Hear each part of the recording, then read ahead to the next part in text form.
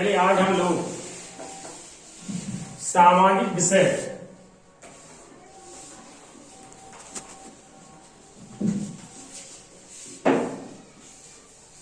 विषय के अंतर्गत सोलर सिस्टम के बाद आज हम लोग जिस ग्रह पर रहते हैं उसके बारे में अध्ययन कर लेते हैं कि उससे संबंधित कई प्रश्न पूछे गए हैं। हम लोग जिस ग्रह पर रहते हैं कौन सा ग्रह है? पृथ्वी।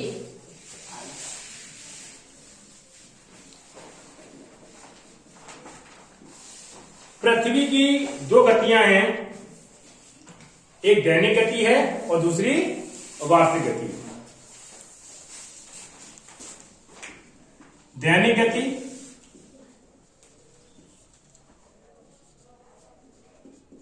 और वार्षिक गति।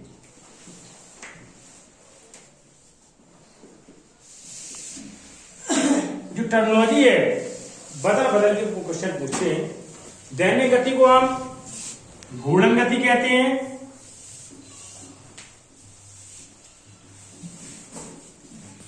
इसी को हम अक्षीय गति कहते हैं,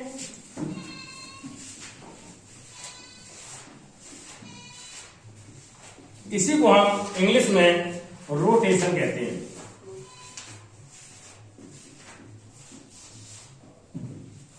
रोटेशन आदमी का स्वयं का खराब होता है। जैसे मान लीजिए जब हम आप लोग बोलते हैं बेटा कॉपियां खरीद लो, पापा की अभी सैलरी नहीं मिली या कुछ इस तरह बताते हैं आप लोग, या घर की स्थिति सही नहीं है कि तो रोटेशन व्यक्ति का स्वयं का होता है। ठीक है, किसका होता है? स्वयं का। तो पृथ्वी की दैनिक गति क्या कहते हैं? दैनिक गति कहते हैं, घूर्णन गति बोलते हैं, अक्षीय गति बोलते हैं और उसे हम इंग्लिश में रोटेशन के नाम से भी जानते हैं। अगला वार्षिक गति। वार्षिक गति को हम इसे बोलते हैं कक्षीय गति,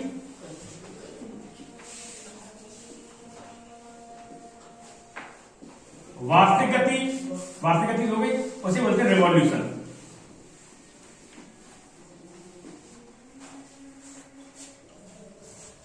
तो आज हम लोग दैनिक गति के कारण, पृथ्वी की दैनिक गति के कारण क्या होता है और पृथ्वी की वार्षिक गति के कारण क्या क्या होता है इसके बारे में अध्ययन करेंगे। क्योंकि राष्ट्रीय आय एवं योग्यता आधारित छात्र परीक्षा में अभी तक मैंने 10 वर्षों के पेपर उठा के देखा, प्रत्येक वर्ष में इससे संबंधित एक ना एक कोई प्रश्न पूछा गया है। तो प्लीज आप सब लोग ध्यान से देखें। सबसे पहले हम अध्ययन करते हैं पृथ्वी की दैनिक गति। ये हमारी पृथ्वी है, मान लिया हमने, ये क्या है? हमारी पृथ्वी। हम मॉडल बना रहे हैं इसका, एक पृथ्वी, ये उसका केंद्र बिंदु है। हमारी पृथ्वी अपने अक्ष पर, अक्ष या कीली या धुरी, बात एक ही है। ठीक है, अपने अक्ष पर एक पूरा चक्कर लगभग 24 घंटा पूरा करती है। कितने घंटे में? 24। और समय लगता है, अगर कोई कंपटीशन के पर्पज से पूछा जाए तो 23 घंटा 56 मिनट 4 सेकंड में हमारी पृथ्वी अपने अक्ष पर एक पूरा चक्कर लगा लेती है और हम उसको 24 घंटा बोल देते हैं लगभग। तो जब हमारी पृथ्वी अपने अक्ष पर, अपनी तीली पर कितने समय चक्कर लगाती है? लगभग 24 घंटे। हमारी पृथ्वी अपने अक्ष पर 23.5 डिग्री झुकी हुई। कितनी डिग्री झुकी हुई है? ये जो झुकाव, अच्छी झुकाव कितना है?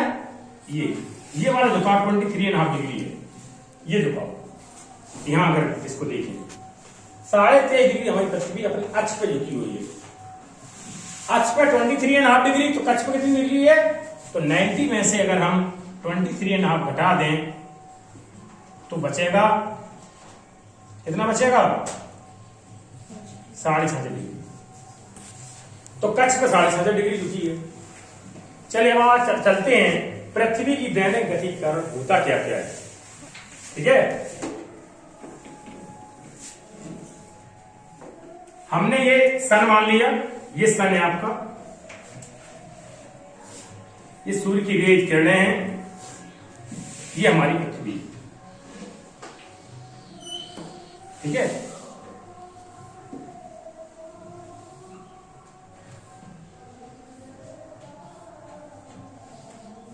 हमने लगभग पृथ्वी ऐसा बना दिया, लगभग इसका मॉडल।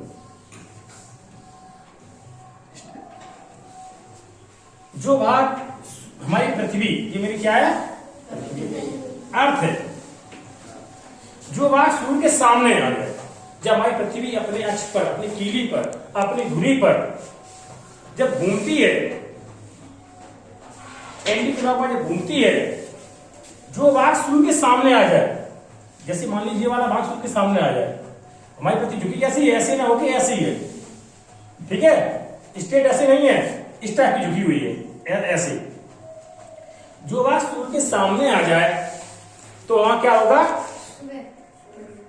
दिन क्या होगा, मध्य भाग सामने आ जाए, क्योंकि सूर्य की रोशनी पड़ती है। जितने भी ग्रह हैं वो स्वयं के प्रकाश से प्रकाशित नहीं होते हैं, वो दूसरे के प्रकाश से प्रकाशित होते हैं। दूसरे कौन, तारों पर डिपेंड करते हैं। और हमारा तारा कौन सा जिससे प्रकाशित होते हैं, वो हमारा सूर्य है। ठीक है, तो जो बात सूर्य के सामने आ जाए वहां क्या होगा, दिन। और बैक साइड में क्या रहेगी, अंधेरा रहेगा, रात। तो दिन और रात किसके कारण होते हैं, पृथ्वी की दैनिक गति कारण, पृथ्वी की घूर्णन गति कारण कहें, या पृथ्वी की अच्छी गति कारण, या अंग्रेजी में रोटेशन।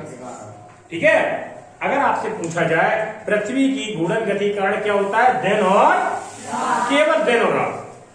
ठीक है, जब अपनी पृथ्वी अपने अक्ष पर चक्कर लगाता, जो भाग सूर्य के सामने आ जाए वहां होगा दिन, उसके बैक साइड में होगी रात। अब चलते हैं पृथ्वी की वार्षिक गति। अब है पृथ्वी की वार्षिक गति, पृथ्वी की वार्षिक गति।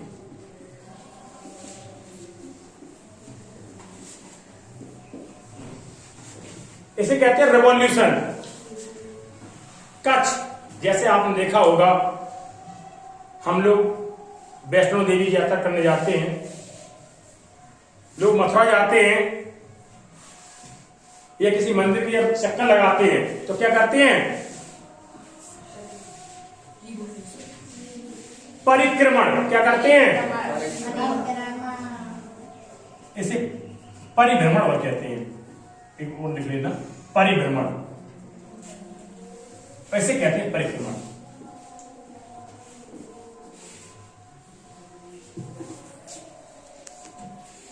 वास्तविक गति कहते हैं, कच्छी गति, रिवॉल्यूशन और परिक्रमा। परिक्रमा, ठीक है, परिक्रमा हम किसी दूसरे की लगाते हैं, और हमारी पृथ्वी किसकी परिक्रमा कर रही है, सूर्य की। ये हमारा सन हो गया। ठीक है, ये सन हो गया, तो ये मेरी पृथ्वी है।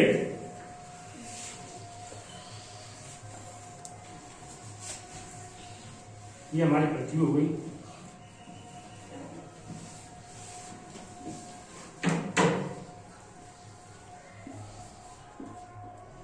ये भूमध्य रेखा है, ये कर्क रेखा है 23.5 डिग्री।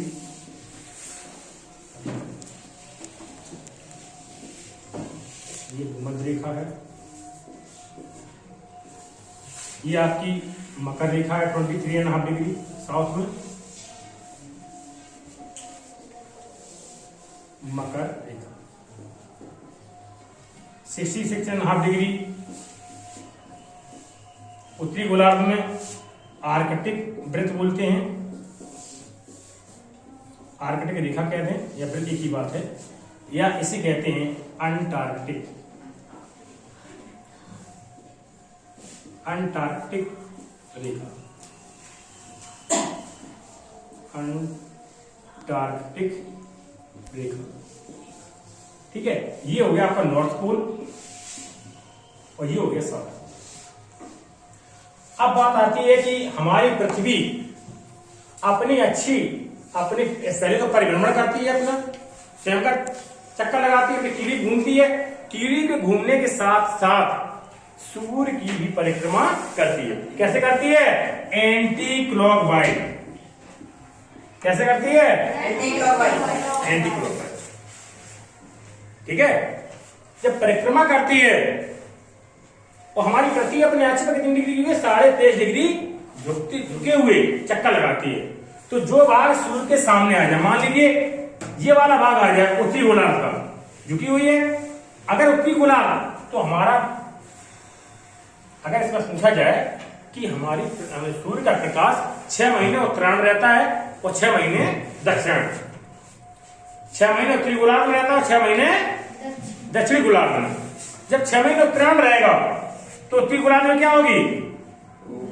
अगर मान ली यहां अगर ये तो इस गोलार्ध में यहां झुकी हुई है, तो यहां सूर्य किरणें पड़ रही हैं, तो उत्तरी गोलार्ध में क्या होगा? गर्मी। क्या होगी? गर्मी। और दक्षिणी गोलार्ध में सर्दी। तो गर्मी और सर्दी। ठीक है। और ऋतु परिवर्तन कैसे? ऊपर गर्मी, नीचे सर्दी। उसके साथ साथ जब जिस उत्तरी गोलार्ध में सूर्य की किरणें पड़ेगी, ठीक है, तो वहां क्या हुआ? दिन बढ़े। दिन कैसे होंगे? बड़े। भाई ये बताओ, हम लोग गर्मियों के टाइम में, अब मई का महीना है, अप्रैल चल रहा है, अप्रैल के बाद मई में और दिन बड़े होंगे। इसलिए होंगे कि कर्क रेखा है, सूर्य का प्रकाश पहले भूमध्य रेखा पर पड़ रहा था। 21 मार्च और 23 सितंबर को दिन रात बराबर होते हैं। मान लो जैसे महीना अप्रैल आया तो सूर्य उत्तरायण हुआ और ज्यादा। अप्रैल के बाद मई और ज्यादा जून। 21 जून को सूर्य की किरणें सीधे सीधे कर्क रेखा पर पड़ने लगती हैं, इसलिए सबसे ज्यादा गर्मी होती है उत्तरी गोलार्ध में। तो क्या है? उत्तरी गोलार्ध में गर्मी रहेगी और दक्षिणी गोलार्ध तब क्या होगी? सर्दी। जब उत्तरी गोलार्ध में दिन बड़ा होगा तो उसी टाइम 21 जून को दक्षिणी गोलार्ध में सबसे छोटा दिन होगा। तो दिन रात छोटे बड़े और ऋतु परिवर्तन पृथ्वी की वार्षिक गति के कारण होती है। किसके कारण होते हैं? पृथ्वी की चाहे वार्षिक गति कह दें, चाहे कक्षी गति कह दें, चाहे अंग्रेजी में रिवॉल्यूशन बोल दें, या परिक्रमा। ठीक है। परिक्रमा हम स्वयं की न करके किसी दूसरे की परिक्रमा करते हैं, जैसे गोवर्धन की परिक्रमा। किसकी? उसके चारों तरफ घूमते हैं। ठीक उसी प्रकार हमारी पृथ्वी सूर्य की परिक्रमा करती है। जो परिक्रमा करते समय जो भाग पृथ्वी के सामने आ जाए, सूर्य के सामने आ जाए, वहां गर्मी होगी, और जो भाग पीछे रहेगा वहां क्या होगी? सर्दी, ऋतु परिवर्तन। ठीक है। तो इस प्रकार हम कह सकते हैं पृथ्वी की वार्षिक गति के कारण दिन रात छोटे बड़े और ऋतु परिवर्तन होते हैं। कई बार इससे संबंधित प्रश्न पूछा गया है। इसके बारे में हम डिटेल में बाद में और बताएंगे। अक्षांश रेखाएं, देशांतर रेखाएं, मकर रेखाएं, इन रेखाओं का मतलब क्या है, और आपको इसके बारे में डिटेल से बताएंगे। आप लोगों को आशा है कि आप लोगों को ये चीज समझ में आ गई होगी। ठीक है बेटा, चलिए मिलते हैं इसके नेक्स्ट वीडियो में। तब तक के लिए बाय बाय।